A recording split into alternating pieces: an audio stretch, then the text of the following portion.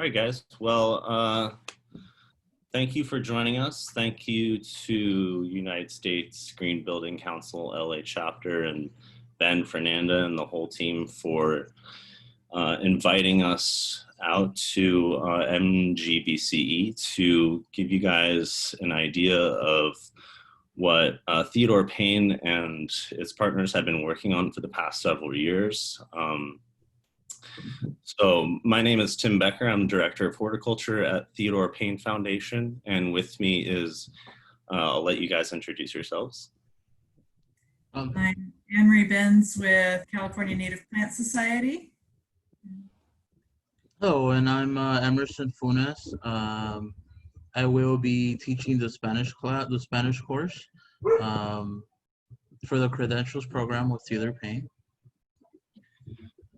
Cool. So in the title, it's pretty straightforward what we're trying to achieve with this curriculum, at least on a pilot scale, is we're really looking to train landscapers for a future of drought-tolerant landscaping, and specifically to native plant landscaping.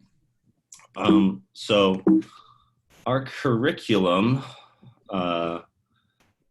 and just a little bit about Theodore Payne Foundation, sorry, before I get into the curriculum, if no one is familiar with us.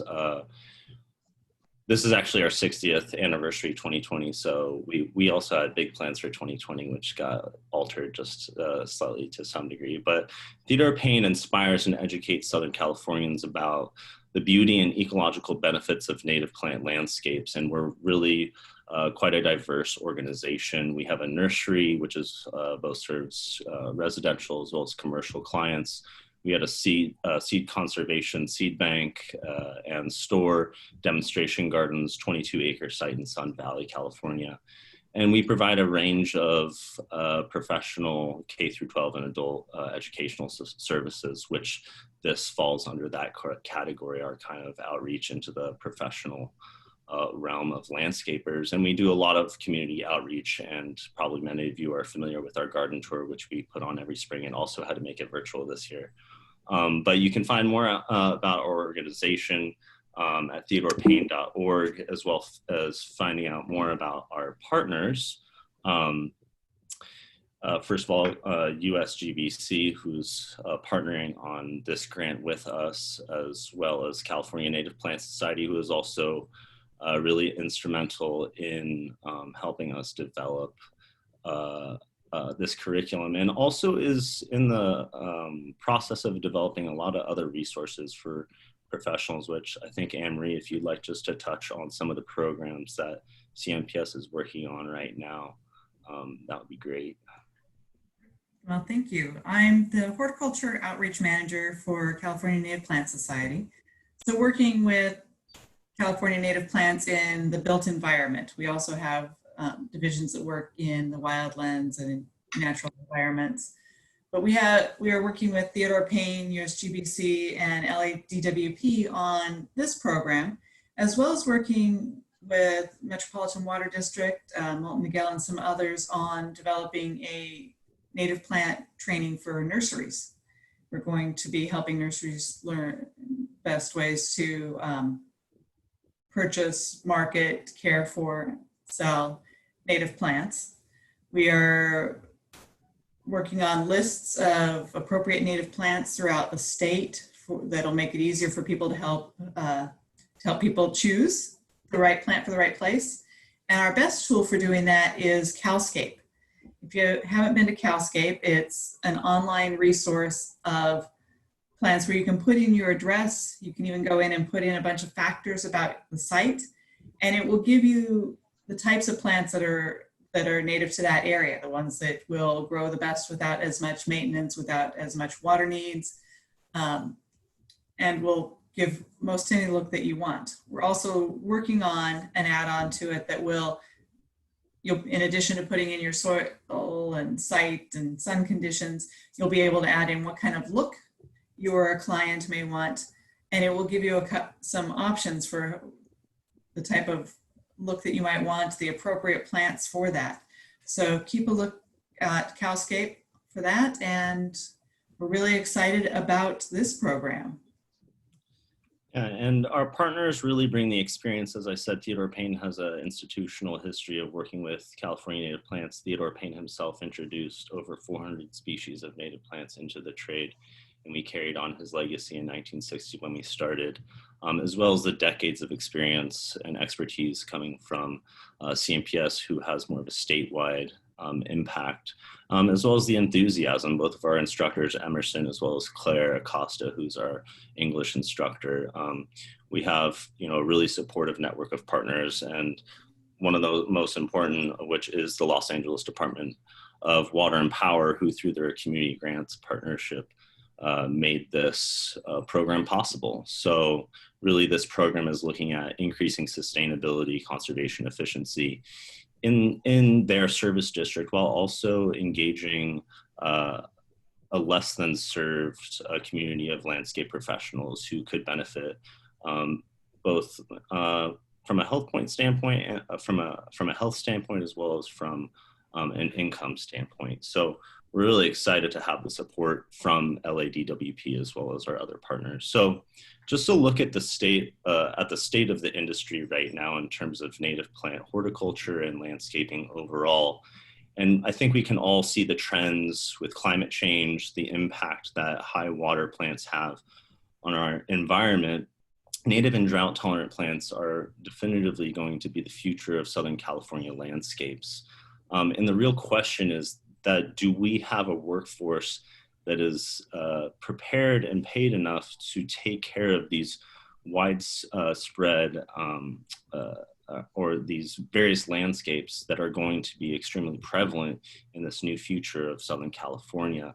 And really begs the question is that, are we going to be able to sustain them to the point where people want to adopt them on a regular basis, in particular choosing native plant material over non-native plant material, which has more ecological benefits to our area, other outside of just the water conservation?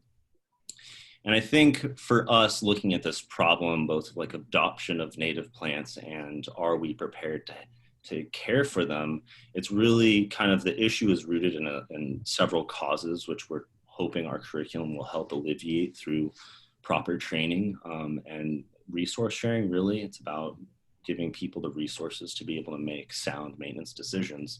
But it really comes down to oftentimes designer maintenance issues, right? Is it overplanted? Is the wrong plant selected?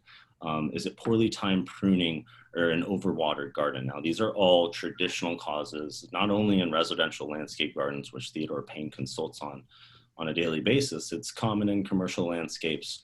And really it's about horticulture, right? Is our horticultural considerations being included in the design and development of landscapes from the residential to the commercial?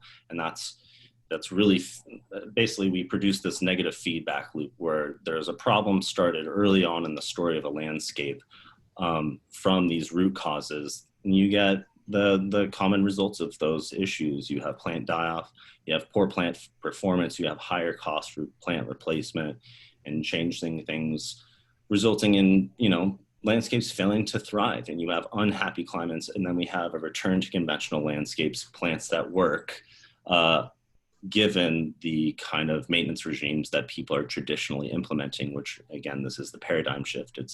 We have to change these kind of issues from the get-go. And overplanting, I think many actors share in the responsibility for how a landscape performs, and a lot of times it does come down to the design. I mean, in this image you can't even see the delineation between Ensella californica and the Salvia clevelandii, both of which have been hedged to form like a dense screen at the wrong time of year. And this is a problem that we see on a regular basis. And it's a problem that maintenance professionals can actually address through their activities, but it's about doing it early and identifying those problems early. And a lack of this information easily accessible to landscape professionals, again, are leading to these common issues. You have in this picture to the left a Ceanothus Yankee Point, which is a 10 to 12 foot wide ground cover that is planted in a 3 foot wide parkway, hell strip. What else do we want to call those places where it's super hard to garden? But so from the outset, this is the wrong plant to put in this place. Now, if you consulted with a native plant professional, they would have led you to a better plant selection in the first place. But it would also be on the onus of landscape professional to change that as early as possible, so it's not 5 years down the road and this plant is getting hacked because it's too big for its space. And then poorly pruned shrubs, it's just simple. Something as simple as Salvia apiana needs to have its flower stalks thinned, not reduced. And this is, maintenance lingo, but these are the simple tools and examples of plant care that our program gives professionals to really make sure that installations succeed in the long run. And our native plant garden tour and the exemplary native plants that you see in public landscapes done by firms who know what they're doing really demonstrate that native plants can truly fit any aesthetic that you have or that your client has. From the conventional sense of beauty, we have swaths of carex, which can take longer periods of dry out than traditional lawns, and ground cover buckwheat, which are evergreen shrubs with the small application of summer water, deliberately delivered in specific regimes. And you can go the full opposite end of the spectrum to the crazy assemblage of our state's rare plants. And for people who aren't familiar, California is a biological hotspot, one of 32 biodiversity hotspot, one of 32 on the globe. So a lot of the customers that come to Theodore Payne are really into celebrating our sense of place in California. And I think having a lot of the rare plants in their gardens is a way for them to kind of create that sense of place. And that's kind of one of the main philosophical reasons why we're trying to promote native plants on a broader municipal commercial level landscape, is to really start to develop a aesthetic that speaks to where we're from, which is this amazing biologically diverse, unique place with a rate of endemism about 30%, meaning these plants only grow here, wherever their small range in California is. That's something to celebrate.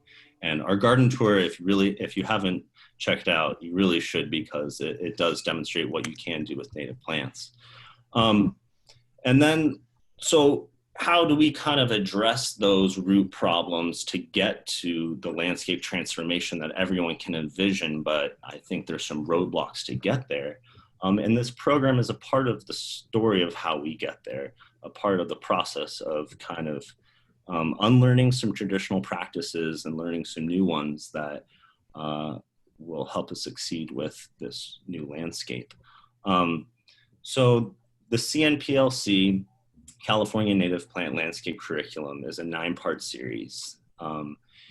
In the introduction, we kind of go into what you're going to study, how you're going to benefit, and really what the first 4 years of a garden looks like. Because, in the built environment, I don't know, I was thinking about this other day as I was looking at a development project. The physical hard structures, the buildings, the roads, those typically stay in pretty good shape for the 5 years, and you don't really need to do a lot of maintenance because everything's brand new. With a garden, the first 5 years are the most critical, where you want to be tending and tip pruning and pinching and making sure you're doing the perfect irrigation and having a hand in everything, so that it will succeed and last for the 5 to 50 years where you don't want to have to do a lot of changes. So kind of looking at those first 4 years are really critical for a landscape professional and how to cultivate the garden to long-term success. We go into then plant identification. Obviously, you can't take care of something if you don't know what it is in the first place. Now, with 6,000 native plants, plus about 4,000 cultivars of native plants, plus the thousands of non-native Mediterranean drought-tolerant plants, we can only really, let's get into the top 25 that we see in native plant horticulture. And we do this through just evaluating sales data, finding out what the most common plants are in the commercial trade, the most common ones people are going to see on a day-to-day basis when they come into a native plant garden.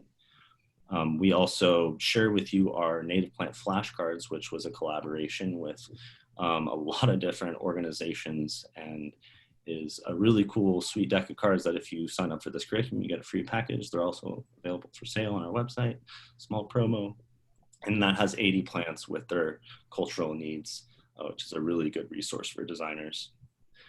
We go into soils because obviously plants live in the soil. So understanding soils, and both in terms of plant selection for landscapes that need updated plantings, and to diagnosing issues related to root pathogen or soil-borne pathogens, or how to irrigate.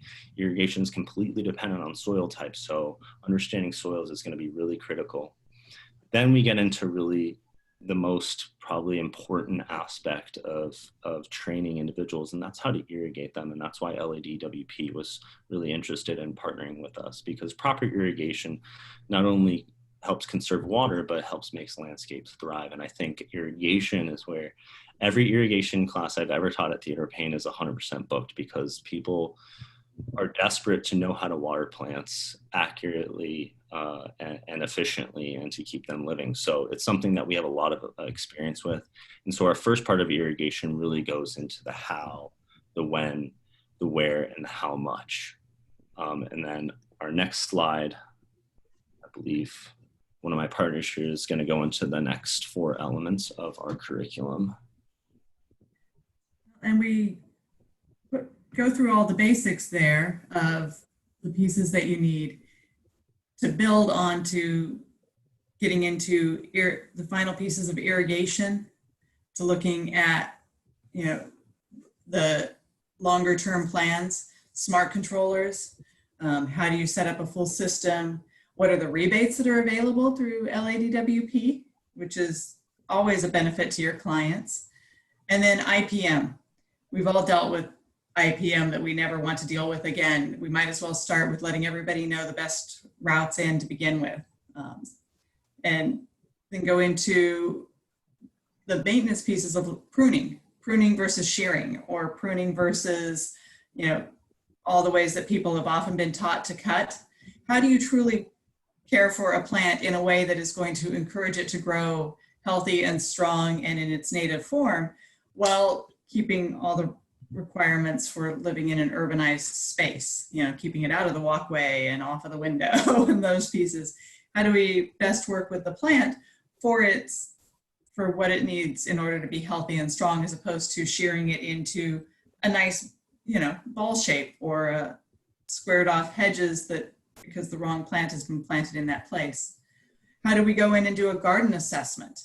How do you really go into a garden that's there and take a look at what's already there? What does it need? What would thrive? How do you look at the garden and really come up with a plan that's healthy for the garden and good for the client as well, and convey that information to them?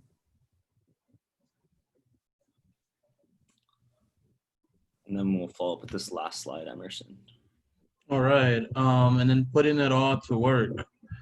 That would be the most fun part of it, putting it all to work. This will be like the estimate that the client would get, and how much it's gonna cost, and then in workshop 1, we're gonna talk about irrigation, the equipment, and implementation review. Workshop 2 is pruning, practice and procedures. This is one of the most hardest things that I found when I was younger, when I started working with native plants, because there are some plants that are required to be pruned in a certain period of time, in a certain month of the year. So you need to prune it on the right time. And the last one is a certificate of implementation. The leverage of your certificate, like what you can do with it. With this certificate, you can actually open a lot of doors. You can, whenever you go to apply for a job, you can show them that you're a native plant certified landscaper, and this would give you more of opportunity to get the job. Not just that, but also maybe get paid a little more. And not just that, but the knowledge that you're gonna have, it's very important for the future of landscaping. Thank you, Emerson. And, you know, we deal again with the public a lot, from the residential landscapers to professional designers or architects or contractors, whoever it may be. And one thing we find is that there's a varied gateway to native gardens or drought tolerant landscapes. For a lot of people, it's purely about creating habitat in urban spaces, which you immediately do when you take away a lawn, put down mulch, and put a few native plants in. It happens instantaneously. And it can become extremely nuanced when you're trying to create habitat for very specific species that have obligate host plants. And you're really trying to cultivate something kind of beyond a landscape just purely for the aesthetic. And we commend the people who do that and want to enable the landscape practitioners who are taking care of these gardens to understand where the client is coming from when they're asking them to treat plants a certain way or hold off on doing certain pest control measures. And this is all about teaching people how to learn to meet the new demand or kind of the new expectations from our garden.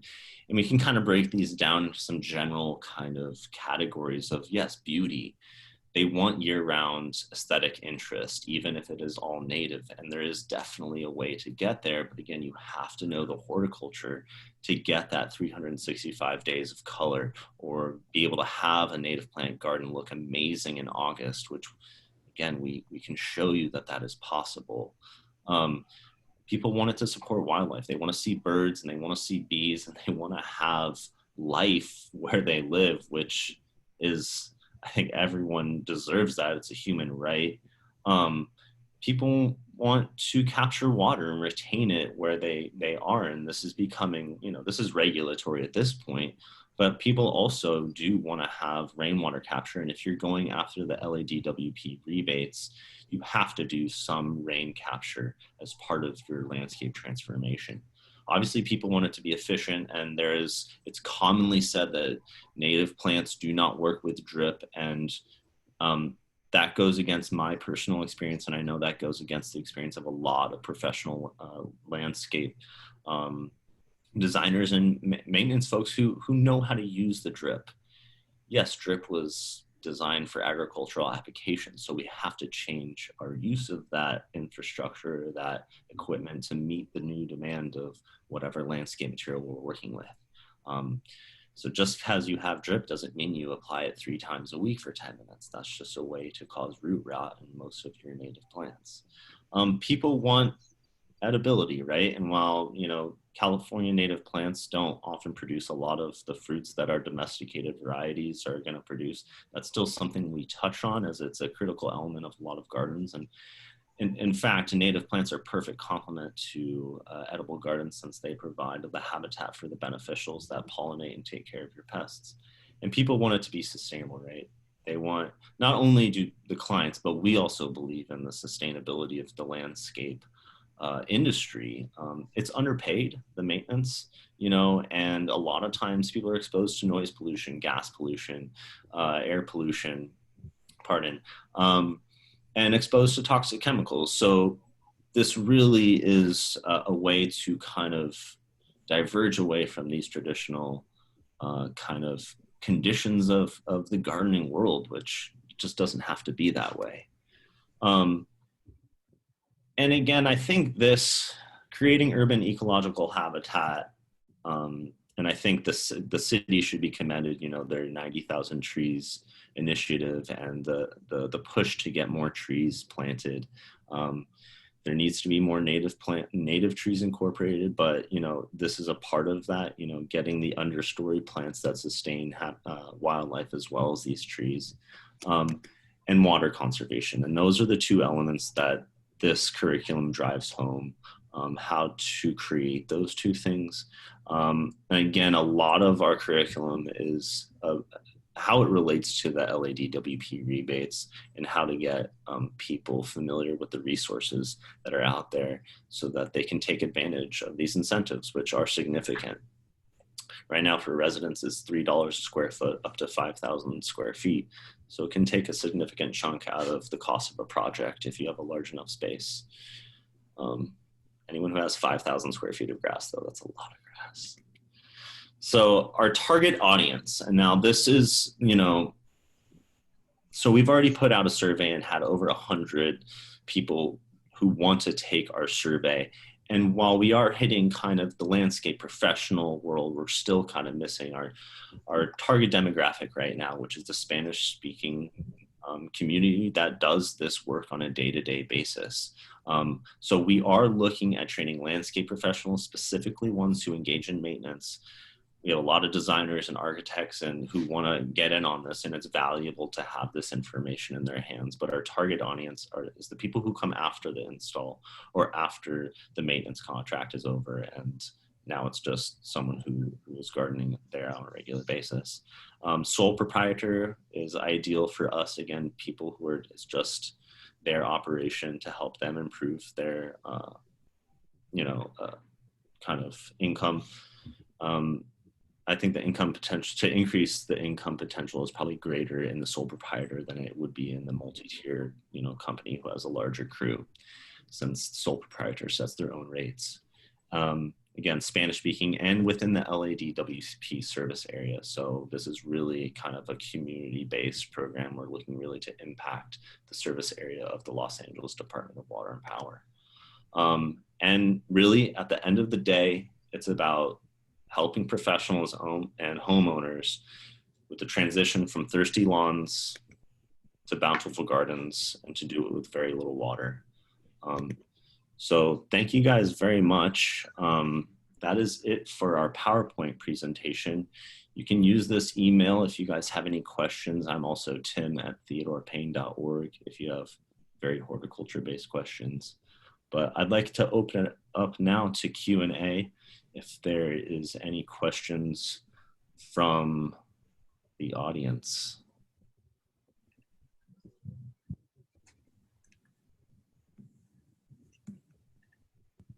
And people are muted, so let's see if I can't get my chat box.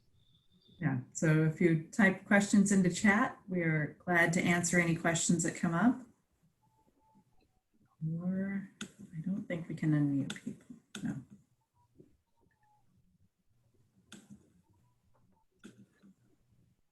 All right. Any questions on, oh, here we go.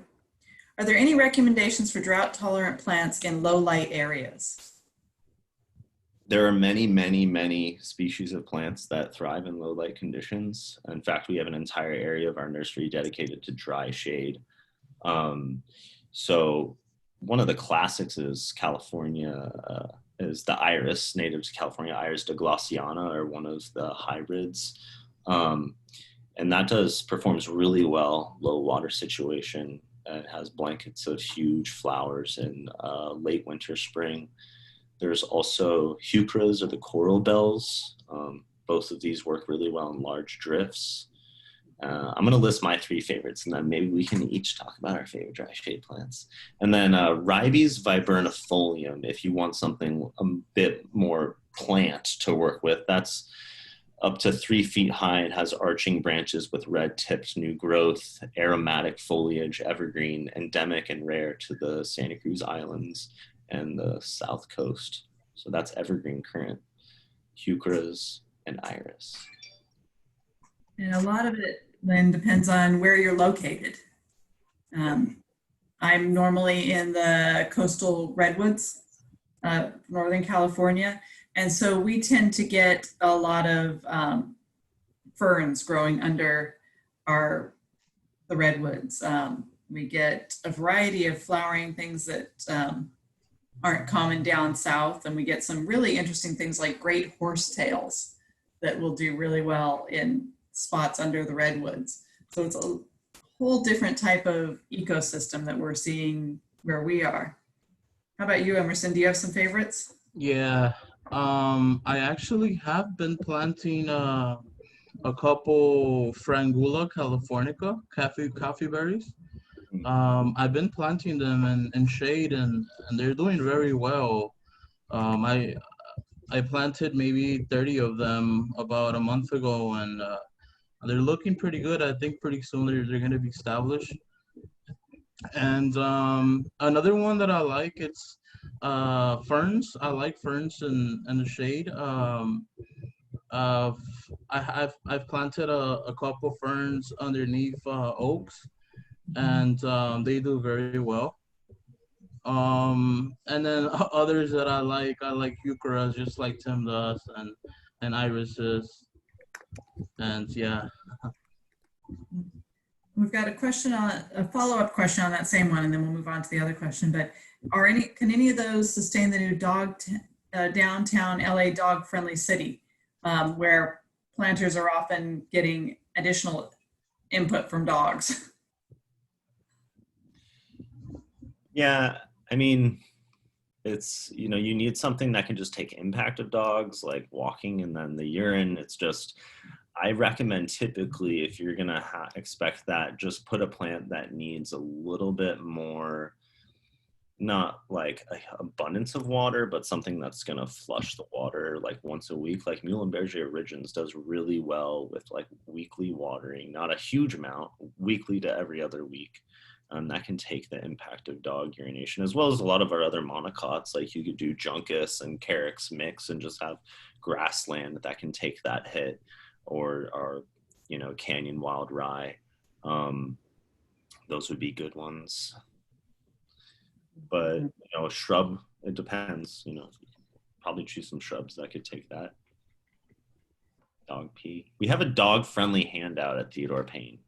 It's like plants that dogs can like, but it's mostly about them.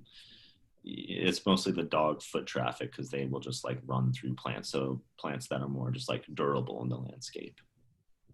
Makes sense. And then we've got a question from Adrian for the course. When will it be available? How can they get more information on registering?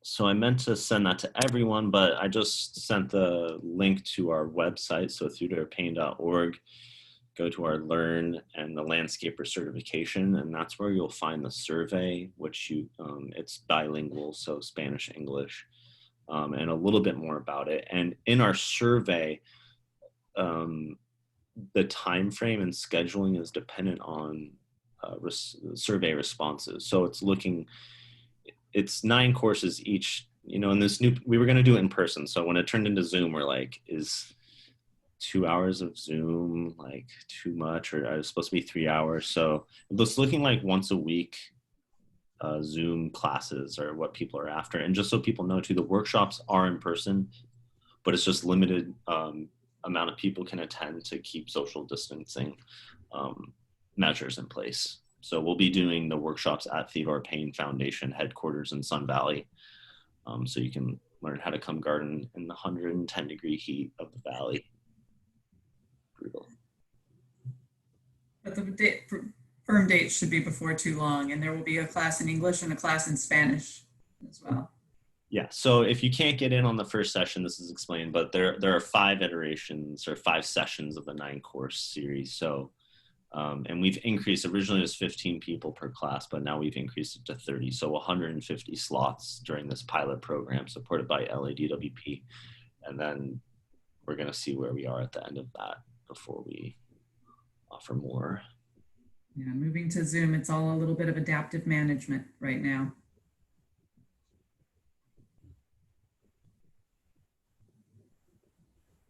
Any other questions?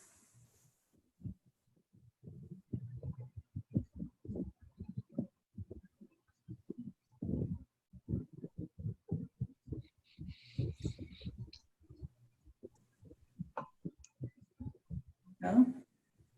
If you do have questions. There's a question to me that says, how do you deal with ground squirms? I'm guessing you mean squirrels. We installed drip irrigation and now they're being ripped up by ground squirrels. My landscaper wants to switch to spray now. Help. we deal with ground squirrels as well, and I will admit I had a section of drip irrigation, and this is one of the considerations. If you're in an area that's a little bit more wild, you have a little bit more habitat for heavy infestations of animals that will destroy your drip, like ground squirrels or even coyotes when it's thirsty. I had an area here in Sun Valley that I switched over to MP rotators just because the drip was getting so hammered.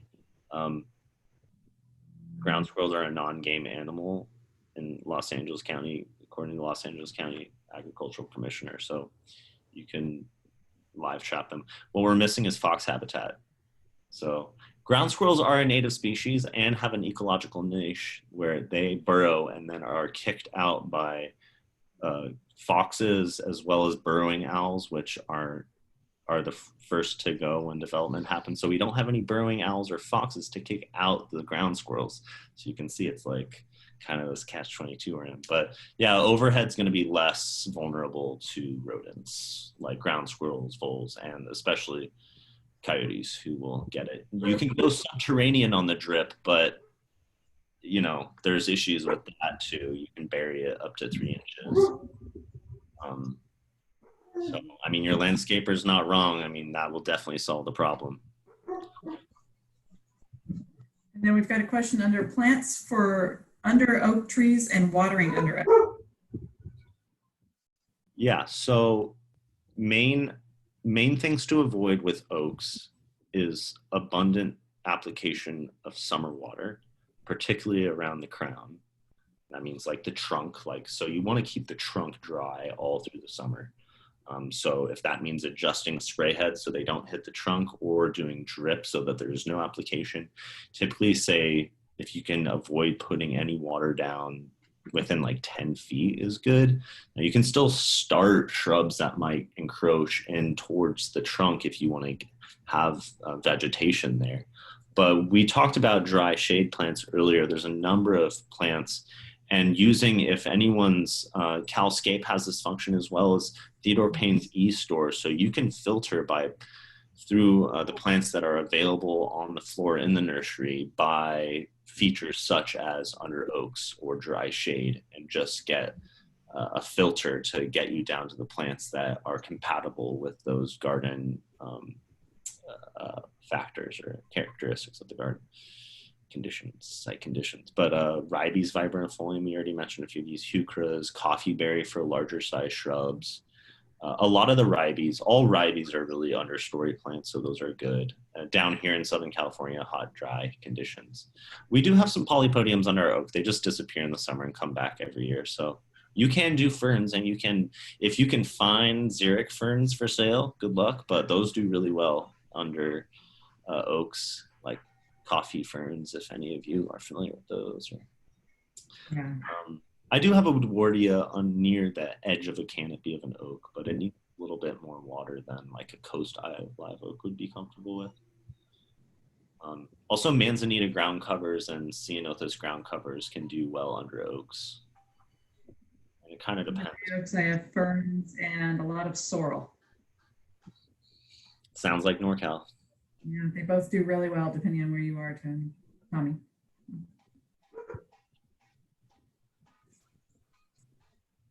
And as Tim said, both their site and Calscape have resources that can help you narrow down what type of plant you need depending on the site that you're working with. You know, whether you need lots of water, very low water, lots of sun, low sun, hillside, sandy soils, you know, whatever your combination, you can kind of narrow down a little bit what you're looking for before you go there, before you head over to Theodore Payne to purchase the plants. And I think what Calscape gives folks too, especially on the landscape contractor, the larger scale, it shows you the wholesale nurseries that carry these plants. Because there's often a misconception that these plants aren't available, but if you know the sources, you can really provide sufficient nursery stock to meet the project demands in most cases. And so, yeah, that's really convenient. It'll link you straight to the nurseries. and only the ones that have that plant in stock at the time. So that's great for the immediate. If you have a project with quick plant need turnaround, you know, that's really useful.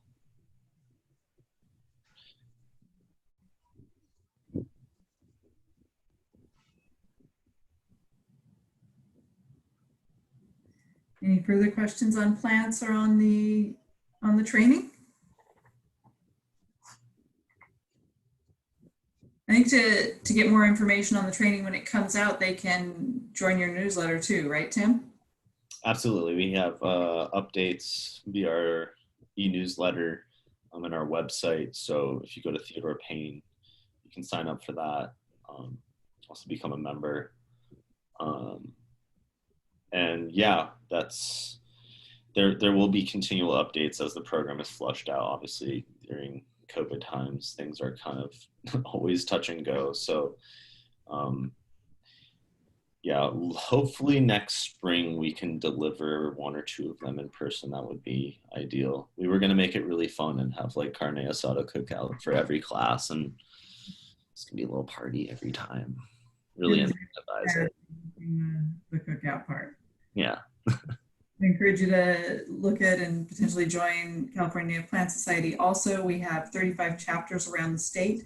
And in those chapters, you'll find people with resources to help you better understand your landscape, the plants that might fit into it.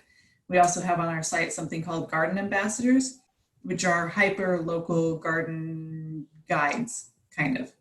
Somebody in the areas that we have a lot of them, they're great resources for why isn't this working? Why is that one failing? What, you know, all the weird little questions that come up.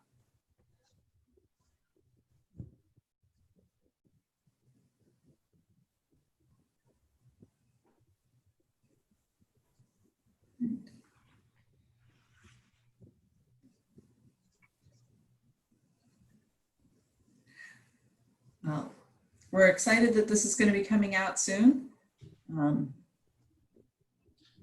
Yeah, stay tuned to our website for more information.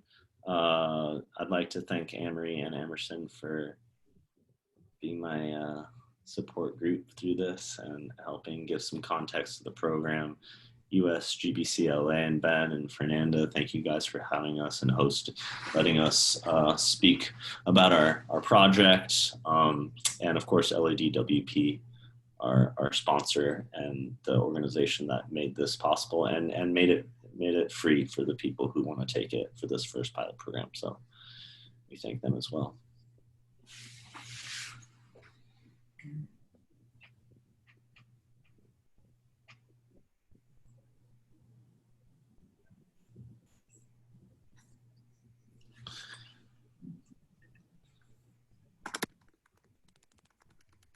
If there are no further questions, do we want to let everybody reclaim a couple minutes their day before the next class? Yeah. All right, guys. There's my info if people need it. Thank you very much. Take care. All right, stay safe out there.